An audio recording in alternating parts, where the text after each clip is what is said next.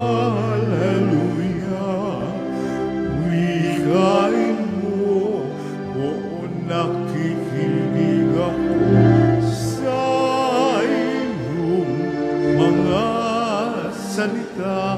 Hallelujah, hallelujah, hallelujah.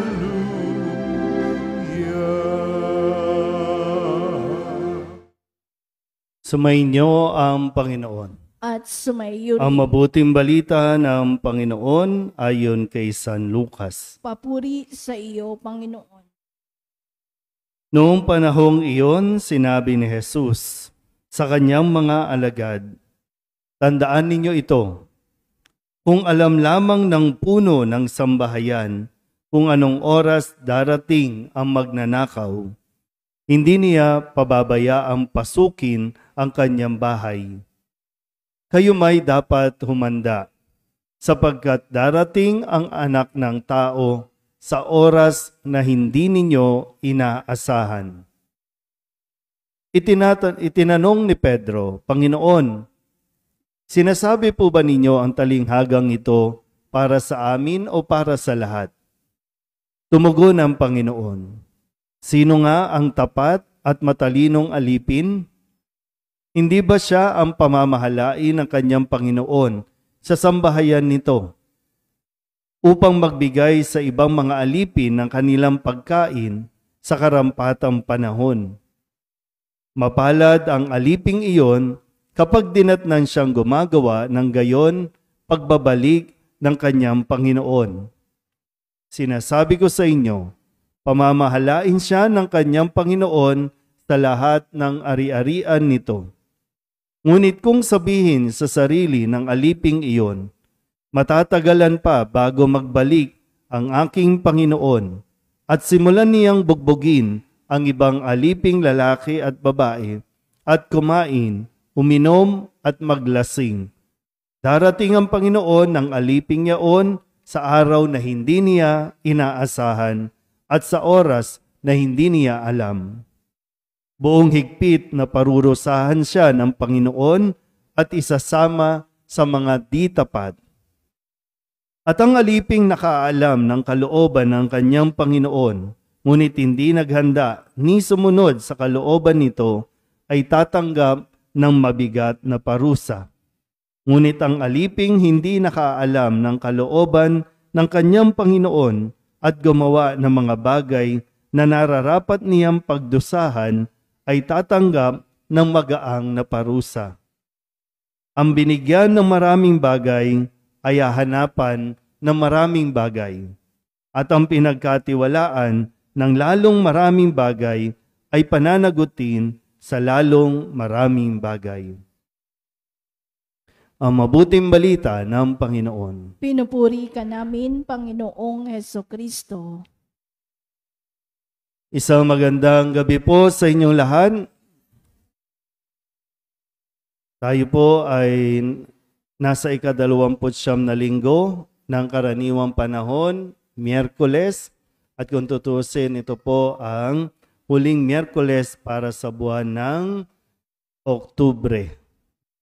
Susunod na mga araw ay November na po tayo. Napakabilis. Handa na ba kayo?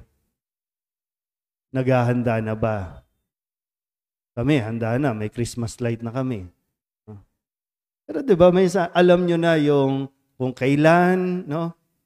Dapat pinaghahandaan, no? Yung may, ilan ba sa atin yung, isa kasi sa parang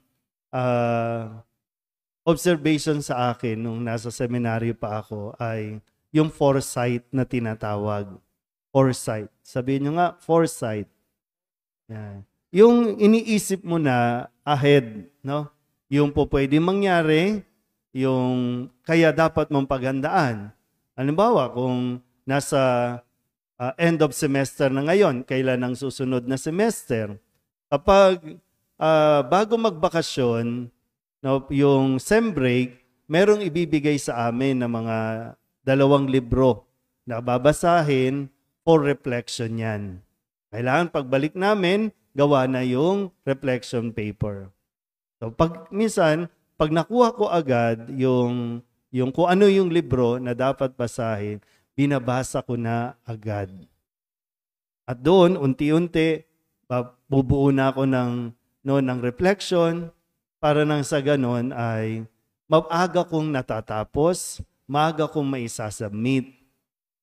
Mahirap po sa iba naming kaklase, bukas na yung balikan, no? Bukas na yung balikan, ngayon pa lang magkukumahog na gumawa ng reflection. O kaya ngayon pa lang babasahin. Minsan yung una at yung pinakadulong page, yun na lang ang babasahin. Tapos magre-reflection na. Sa mga estudyante, ganun din dapat, no? Alam natin na dapat araw-araw nagre-review. Kasi minsan may mga surprise quizzes na ibibigay ang teacher. So yung mga nabubulaga, mga hindi handa kapag pumapasok, yun yung nabobokya.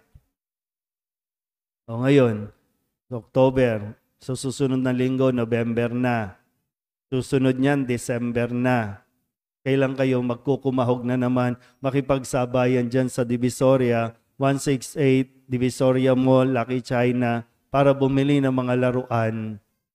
Pwede naman bumili na ngayon, pa isa-isa, paunti-unti. Kasi pagdating na naman ng December, sasabihin mo na naman, wala akong pera kasi pinagsabay-sabay.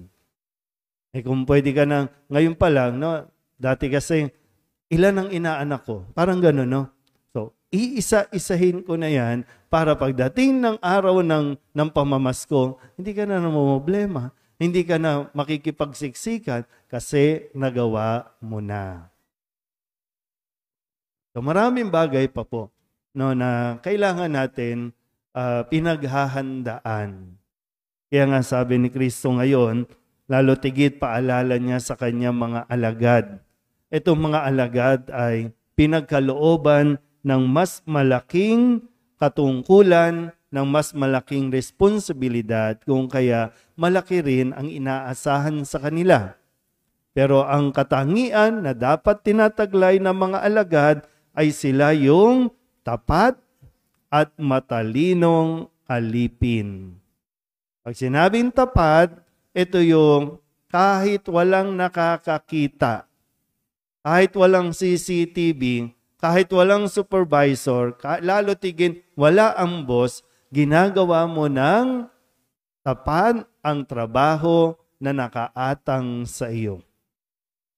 Hindi lang dapat tapat, kundi matalinong alipin. Mahirap po yung maging abusado. Mahirap po yung walang alam. Kaya nga 'di ba sabi po dito, no, yung masama at hindi tapat na alipin, wala. Sabi, wala pa ang Panginoon, di pa nadarating yan. Kasi noon naman, no, wala pang text, wala pang CCTV, wala pang for communication. Oy, paparating na siya. Talagang masusurprise ka. Ngayon, andyan na lahat. A week before, alam mo na darating. Pero minsan talagang mayroong mga surprise visits. Pero yun nga, masasagot ba natin? At sana masagot mo. Isa ka bang tapat at matalinong empleyado o alipin? Marami nung panahon ng COVID, mga, ano man tawag dyan? Home for work? Anong tawag? Work from home, no? Work from home. Pagka-log-in, tulog. Ano? Doon nasubukan sino talaga yung masipag, sino talaga yung matyaga, sino talaga yung creative. Doon sa mga work from home. Iba naman, work from home, pero dahil dala-dala ang laptop, nasa Boracay.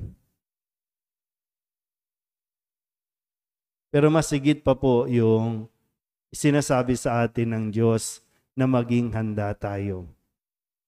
Maging handa sa pagdating ng Panginoon. At sabi nga, dapat naging tapat tayo, naging matalinong alipin tayo. Mahirap po yung pagpaparating na ang Panginoon, dun ka palang magkukumahog na gumawa ng mabuti. Tumulong sa kapwa. Wala na Nagbibilang na lang. 10, 9, 8, binibilangan na tayo, doon ka pa lang talaga magsisikap na gumawa ng mabuti, pero wala na eh. Sa panahon natin ngayon, marami nagkukumahog, maging mabuti sa paningin ng mga kabarangay. Lahat kinakamayan.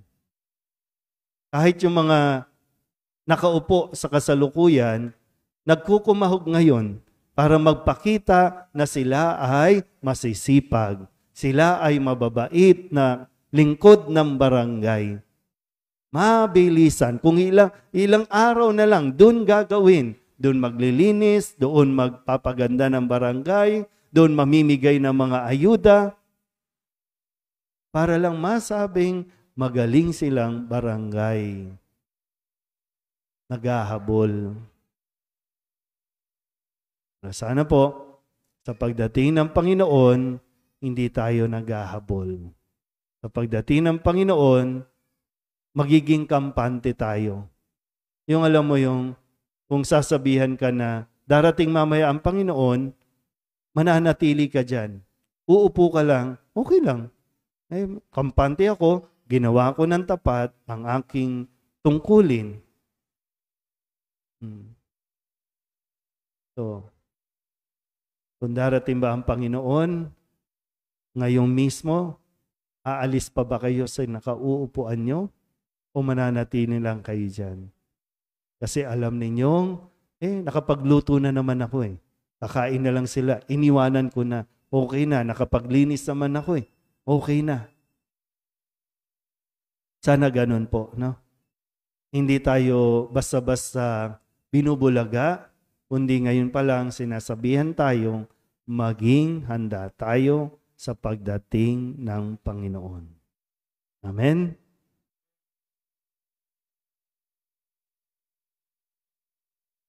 Magsitayo ang lahat. Manalig tayo sa Diyos Ama habang inilalahad natin sa Kanya ang ating mga pangangailangan at mga pagkabalisa sa buhay.